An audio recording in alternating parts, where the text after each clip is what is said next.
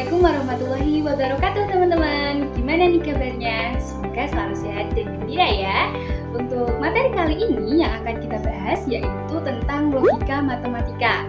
Bersama aku dari anggota Divisi Riset dan Keilmuan dari HMPS Tadris Matematika. Oke teman-teman, materi yang akan kita bahas pada logika matematika kali ini ada 3 subbab nih. Yang pertama ada pengertian kalimat terbuka dan kalimat tertutup atau pernyataan. Yang kedua ada kata hubung logika yang di dalamnya nanti ada ingkaran, konjungsi, disjungsi, implikasi, dan implikasi. Untuk yang ketiga nanti ada converse, inverse, dan kontraposisi.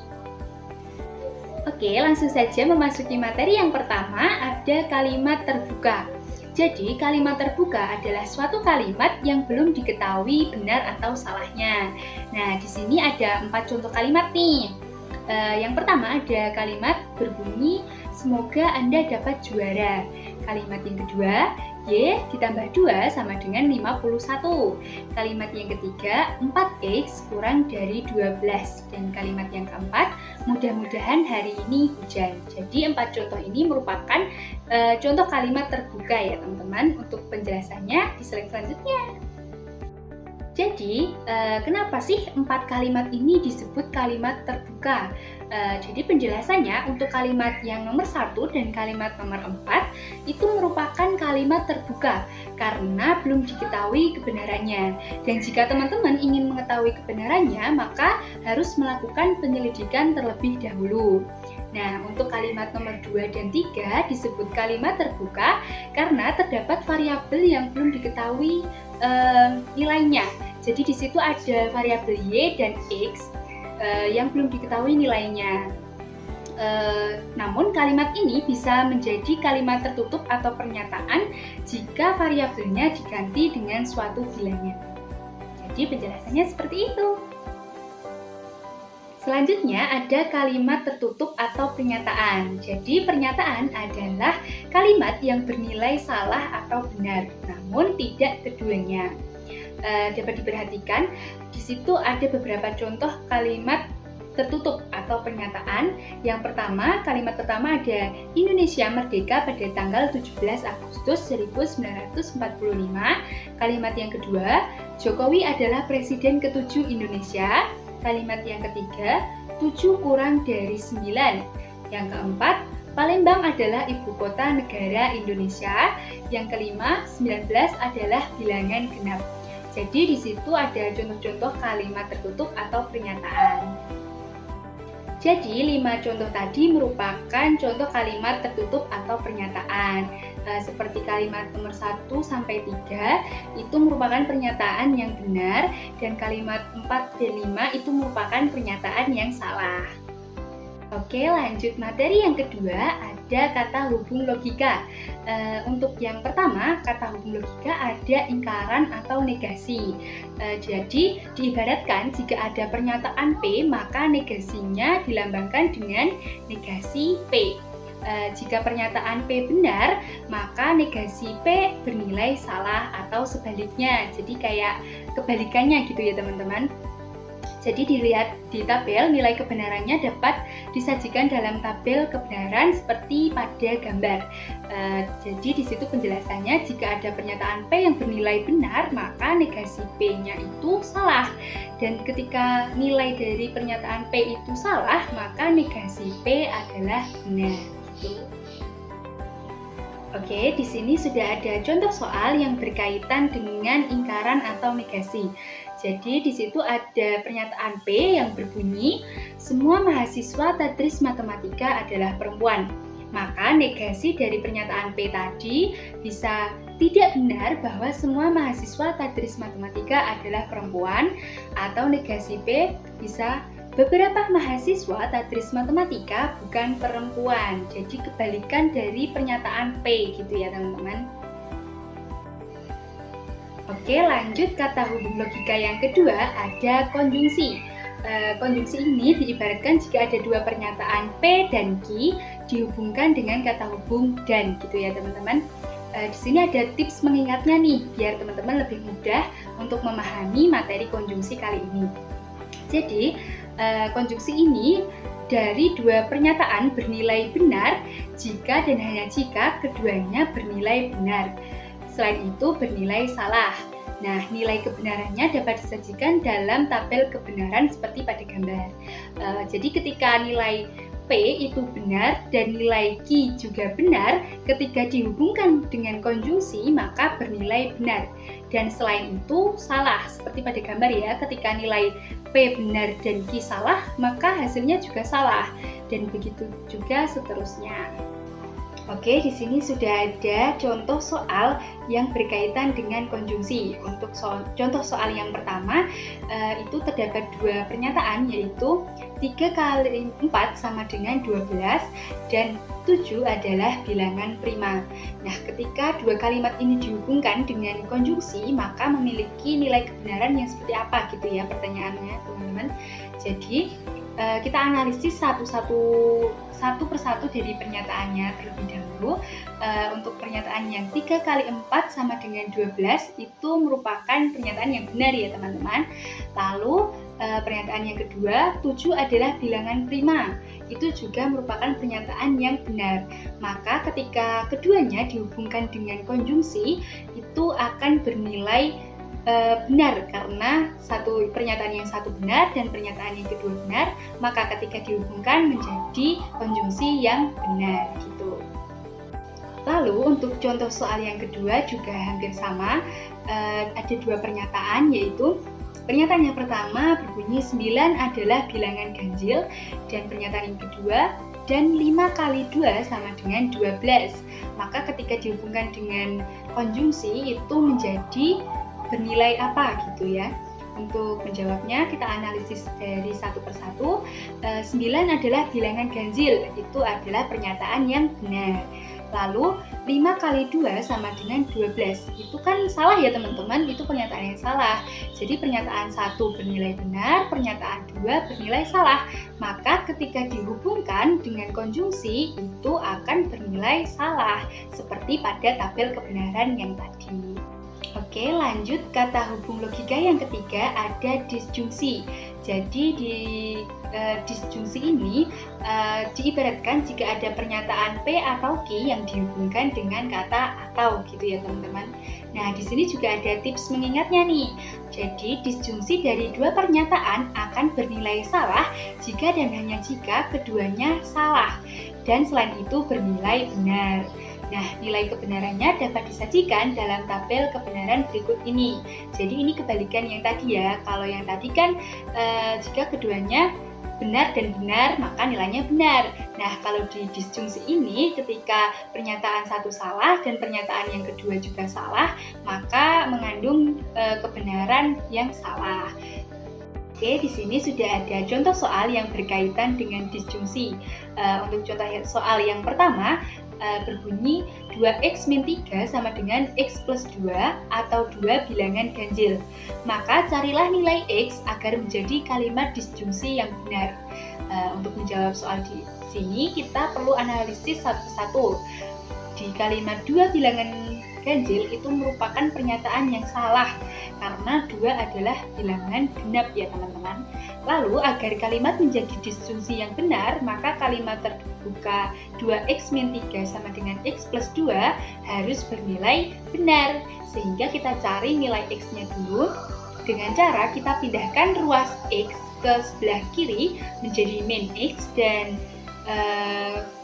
bilangan min 3 kita pindahkan ke ruas kanan menjadi plus 3. Lalu kita hitung 2x min x sama dengan x, dan 2 ditambah 5 sama dengan 2 ditambah 3 sama dengan 5. Maka nilai x sama dengan 5. Jadi nilai x sama dengan 5 jika ingin menjadi disjungsi yang benar gitu ya teman-teman. Lalu ada contoh soal yang kedua, yaitu x kuadrat min 9 sama dengan 0, atau 3 ditambah 3 sama dengan 9. Maka carilah nilai x agar menjadi kalimat disjungsi yang benar. Maka untuk menjawabnya kita analisis seperti tadi. Untuk kalimat 3 ditambah 3 sama dengan 9, itu kan merupakan pernyataan yang salah. Nah, agar kalimat menjadi disjungsi yang benar, maka kalimat terbuka x kuadrat min 9 sama dengan 0 harus bernilai benar. Sehingga kita cari nilai x-nya dengan membedah x kuadrat min 9 ini menjadi x plus 3 dan x min 3. Seperti itu ya teman-teman. Untuk x plus 3 sama dengan 0 dan x min 3 juga sama dengan 0, maka nilai x di ruas kiri itu sama dengan min 3 dan di ruas kanan x-nya sama dengan 3. Jadi nilai x yang di sebelah kiri itu min 3 atau x sama dengan 3 gitu ya teman-teman, agar menjadi disjungsi yang benar. Selanjutnya ada kata hubung logika implikasi. Jadi implikasi dari pernyataan P terhadap Q dilambangkan seperti pada gambar, itu dibaca jika P maka Q. Nah, untuk tips mengingatnya yaitu implikasi dari dua pernyataan akan bernilai salah jika pernyataan P bernilai benar dan pernyataan Q bernilai salah. Nah, selain itu bernilai benar. Seperti pada tabel ya teman-teman, ketika pernyataan P bernilai benar dan pernyataan Q bernilai salah, maka ketika diimplikasikan itu menjadi salah dan yang lainnya itu benar gitu ya teman-teman. Nah, di sini sudah ada contoh soal yang berkaitan dengan implikasi. Untuk contoh soal yang pertama yaitu jika ABCD persegi, maka diagonal AC tidak sama dengan BD. Maka jika diimplikasikan itu memiliki nilai kebenaran yang seperti apa gitu ya. Nah, di sini kita ibaratkan pernyataan P adalah ABCD persegi. Nah, itu merupakan pernyataan benar. Lalu untuk pernyataan Q kita ibaratkan diagonal AC tidak sama dengan BD. Nah, itu kan salah ya teman-teman, karena diagonal AC ini merupakan sama dengan dari diagonal BD gitu ya teman-teman. Nah, di situ lambangnya tidak sama dengan, maka ini merupakan pernyataan yang salah. Nah, pernyataan yang satu bernilai benar, pernyataan kedua bernilai salah, maka implikasi dari P dan Q itu bernilai salah. Oke, lanjut contoh soal yang kedua yaitu jika 90 derajat adalah sudut lancip, maka 30 derajat adalah sudut tumpul. Nah, ketika keduanya diimplikasikan itu memiliki nilai kebenaran yang seperti apa gitu ya teman-teman. Nah, kita analisis juga untuk pernyataan P, kita ibaratkan 90 derajat adalah sudut lancip. Nah, itu kan merupakan pernyataan yang salah. Lalu pernyataan Q, 30 derajat adalah sudut tumpul. Itu juga merupakan pernyataan yang salah. Nah, jadi implikasi dari jika P maka Q itu bernilai benar, karena pernyataan satu bernilai salah dan pernyataan kedua bernilai salah. Jadi ketika diimplikasikan itu mendapat nilai kebenaran yang benar gitu ya teman-teman. Selanjutnya ada kata hubung logika biimplikasi. Nah, biimplikasi ini dilambangkan seperti pada gambar. Nah, itu dibaca P jika dan hanya jika Q. Nah, untuk tips mengingatnya, untuk biimplikasi ini bernilai benar jika P dan Q mempunyai nilai kebenaran yang sama. Jadi sama-sama benar atau sama-sama salah itu nanti akan bernilai benar gitu ya teman-teman. Nah, selain itu bernilai salah seperti pada tabel. Nah, ketika nilai P benar dan Q salah, itu maka nilainya salah. Tapi ketika sama-sama benar atau sama-sama salah, itu nilainya benar gitu ya teman-teman. Selanjutnya di sini sudah ada contoh soal yang berkaitan dengan biimplikasi. Untuk contoh yang pertama, Pelabuhan Tanjung Perak terletak di Surabaya. Jika dan hanya jika Madiun terletak di Jawa Timur. Nah, ketika diimplikasikan itu memiliki nilai kebenaran yang seperti apa gitu ya. Nah, kita ibaratkan P itu Pelabuhan Tanjung Perak terletak di Surabaya. Nah, itu merupakan pernyataan yang benar. Lalu pernyataan Q, Madiun terletak di Jawa Timur. Nah, itu juga pernyataan yang benar. Nah, ketika diimplikasikan maka nilainya benar. Nah, lalu untuk contoh soal yang kedua, 80 derajat adalah sudut tumpul. Jika dan hanya jika 150 derajat itu sudut lancip. Nah, ketika diimplikasikan itu nilainya seperti apa gitu ya. Nah, untuk pernyataan P itu 80 derajat adalah sudut tumpul. Itu pernyataan yang salah. Lalu Q, 150 derajat sudut lancip. Itu juga merupakan pernyataan yang salah. Maka ketika diimplikasikan, itu kan sama-sama salah ya pernyataannya, maka nilai kebenarannya yaitu benar gitu ya teman-teman. Selanjutnya, materi converse, inverse, dan kontraposisi. Bentuk converse, inverse, dan kontraposisi adalah bentuk lain dari implikasi. Nah, misalkan terdapat bentuk implikasi jika P maka Q, dari implikasi tersebut dapat dibentuk pernyataan sebagai berikut. Dapat dibentuk jadi converse dari jika P maka Q dirumuskan sebagai jika Q maka P. Lalu untuk yang kedua ada inverse dari jika P maka Q dirumuskan sebagai jika negasi P maka negasi Q. Untuk yang ketiga, kontraposisi dari jika P maka Q dirumuskan sebagai jika negasi Q maka negasi P. Oke, di sini sudah ada contoh soal yang berkaitan dengan converse, inverse, dan kontraposisi.